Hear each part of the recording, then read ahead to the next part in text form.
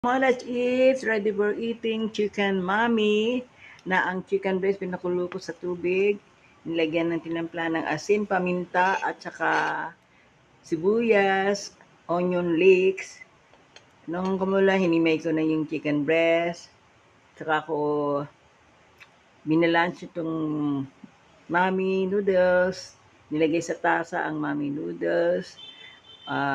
Gulay, stir fry na peche bagyo at saka yung carrot, nilagay on top ng hard-boiled egg at saka yung toasted garlic.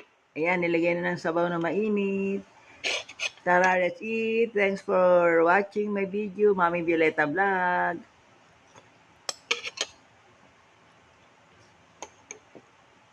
Bye!